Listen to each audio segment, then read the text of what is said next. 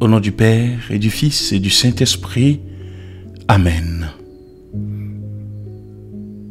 Bonjour. Aujourd'hui, l'Église universelle nous donne de faire mémoire de tous les saints.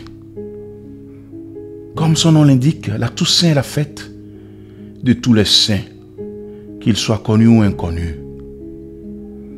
Il est facile de confondre la Toussaint qui a lieu le 1er novembre et le jour des morts célébré le 2 novembre.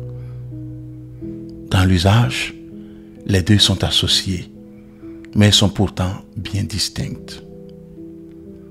Le 2 novembre, jour des morts, les catholiques célèbrent leurs défunts en allant fleurir leur tombe et prient pour le salut de leur âme. Mais aujourd'hui, prenons le temps de méditer sur ces saints, toutes ces personnes inconnues de nos familles, nos proches. Sinon, des saints dont nous portons les noms pour leur confier notre vie spirituelle, notre combat dans ce monde. Je prends le temps de bien m'installer. Je reste bien stable. Quelle que soit ma position, je redresse mon dos. Ma respiration est paisible et naturelle. Je peux faire de légers étirements. J'étire d'abord mon torse, ma poitrine. Je la bombe en resserrant mes omoplates. J'étire mon cou en abaissant mes épaules et en penchant ma tête dans toutes les directions.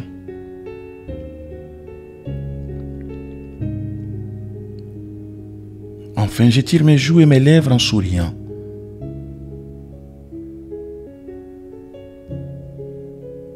Aujourd'hui, l'Église nous donne d'honorer la foule innombrable de ceux et celles qui ont été de vivants et lumineux témoins du Christ.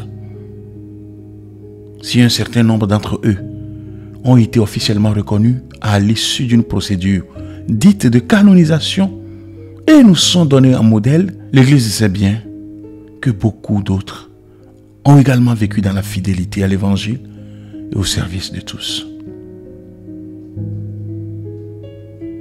C'est pour nous l'occasion de rappeler que tous les hommes sont appelés à la sainteté par des chemins différents, parfois surprenants ou inattendus, mais tous accessibles.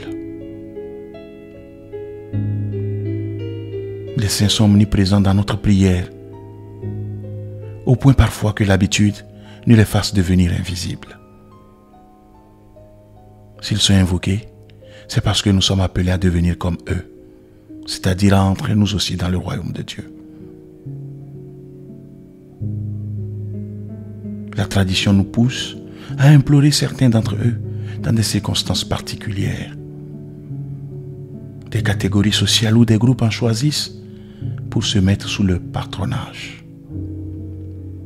Parmi eux, nos saints patrons ont un rôle particulier. Au jour du baptême, les parents choisissent un prénom pour leur enfant, le confiant ainsi à la protection de son saint patron.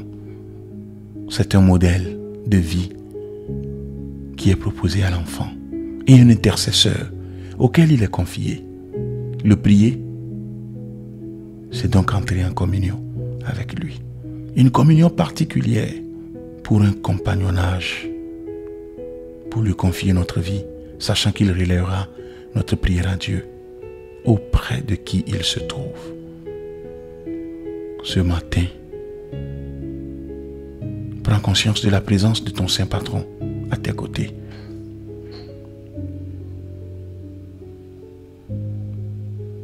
Confie-lui tes intentions de prière pour ce nouveau mois qui commence, pour ta vie spirituelle, pour celles et ceux qui te sont chers,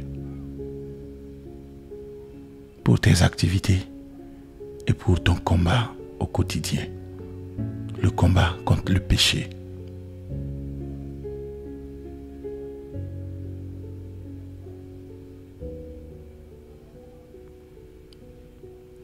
Remercie le Seigneur pour ce moment passé avec lui.